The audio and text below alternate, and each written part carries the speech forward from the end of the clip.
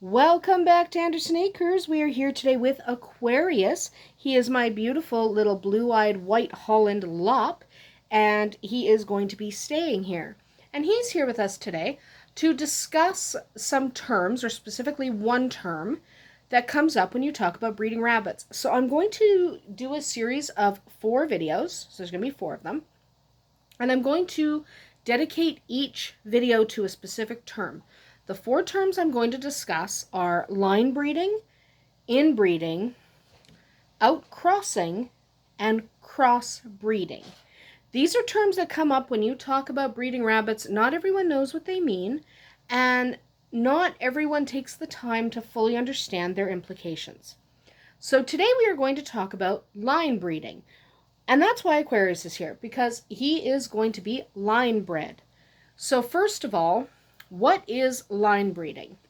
So if you look at a rabbit's pedigree, you lay the pedigree out in front of you, you can see the parents, the grandparents, and the great-grandparents of the rabbit you have.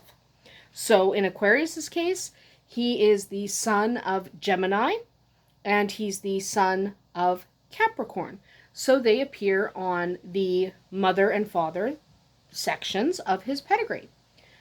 Neither one of those appears anywhere else on the pedigree. So line breeding is when you breed the rabbit that you have to somebody else you can see on their pedigree.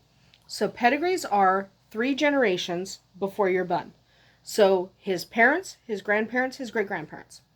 If I am breeding him to either a parent, a grandparent, or a great-grandparent as shown on his pedigree, that is considered line breeding because you are breeding in line, okay? Breeding in line. So if you're breeding in that line, it's called line breeding. So I do intend to breed Aquarius here back to his mother, Gemini, okay? Line breeding most commonly occurs between father and daughter, or between mother and son, or cousins, or even half-siblings. Half-siblings can work. I don't love half-siblings, but it can be done. It is not full siblings, okay? But basically what happens, if you line breed a rabbit, then all of a sudden, at least one rabbit shows up more than once in their pedigree. So when I breed him back to Gemini, and let's say I have a daughter of them, okay, let's say they have a little blue-eyed white girl. That blue-eyed white girl would then have Gemini as a mother and Gemini as a grandmother. That means that rabbit was line bred, okay? That baby is line bred. There is nothing wrong with line breeding. Line breeding is a good way to strengthen characteristics. So in Holland lops, maybe you have a perfect rabbit, but the ears are a little bit too long, okay? So if the ears are a little bit too long, let's say those ears are dragging on the ground, they're a little bit too long, but the rabbit's perfect in every other way, then you might consider, hi tequila, but then you might consider breeding that rabbit back to a parent, grandparent, someone in their line who has the proper ears. And if you do that, you strengthen characteristics. Or you might just need a wider crown. So then you breed parent to child or cousins or whatever in order to widen that crown. It allows you to really enhance the traits that you want to enhance. So you can get wider crowns, or you can get a rounder body because they are supposed to be quite rounded. So you can get a lot of different characterizations, a lot of different traits to come out when you line breed. There's nothing wrong with line breeding. Line breeding is done all the time, as long as it's not done excessively. So my rule of thumb is if the resulting child, if the resulting bunny would have the same rabbit on their pedigree more than twice, I won't breed them. I will not breed that match because I don't like seeing mother, grandmother, great-grandmother all the same. That bothers me. Now, some people are fine with 3, Okay, so you might have the same rabbit show up in 3 places on that pedigree. Some breeders are fine with 3. More than 3 and it's not line breeding anymore. More than 3 and you are crossing over into inbreeding territory because you don't really have enough genetic material to mix together to get what you want. So line breeding is completely fine, and he is going to be bred back to his mom. Probably, well, not until next year. He's still very young. He's only 7 weeks old. Tomorrow he's 7 weeks old. He is 7 weeks old tomorrow. He is way too young to breed. But come the beginning of next year, when we breed Gemini for the first time in 2025, she will be bred back to this little dude. Okay? And I'm doing that to enhance, one, I want the Vienna blue-eyed gene kicking around my gene pool. I want to work with that gene exclusively. But also, I want to keep the traits that they exhibit. So he's got a really great crown, so does she, and I want to keep that. What are the downsides of line breeding? I always get asked this. Are there downsides? Yeah, there are. There are absolutely downsides.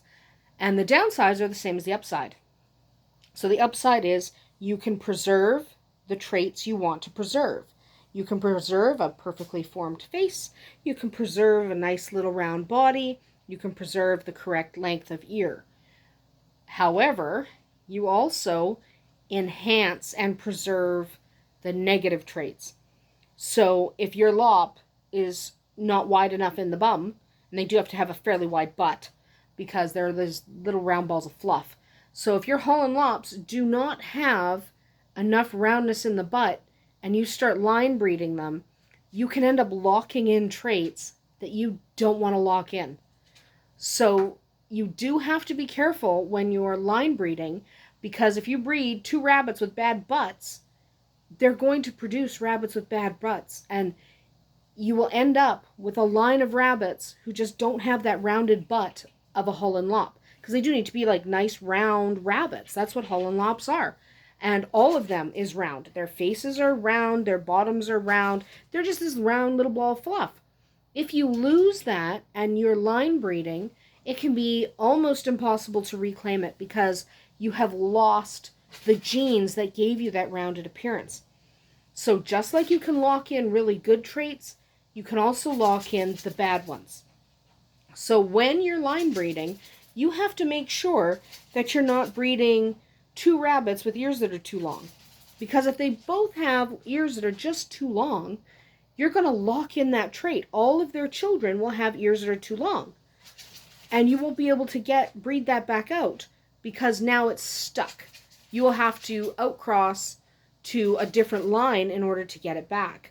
So just make sure when you're line breeding that, one, you don't do it excessively. You don't cross that line into inbreeding.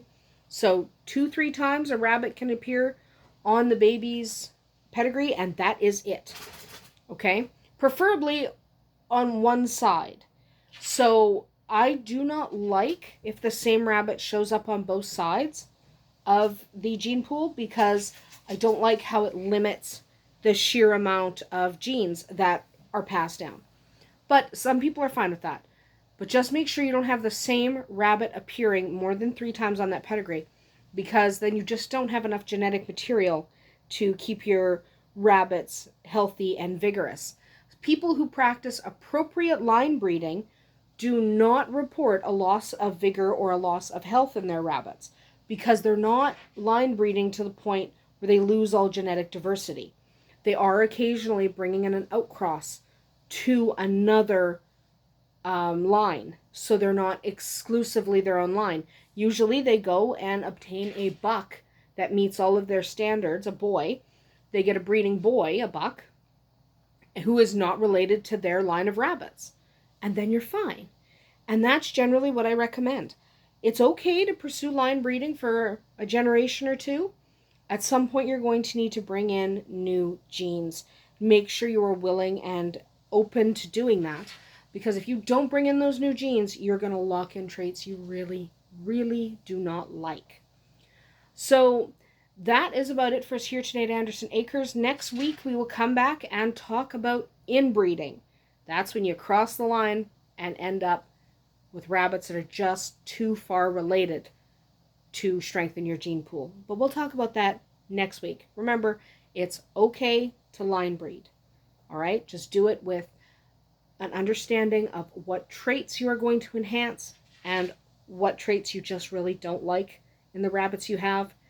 You don't want to enhance those ones.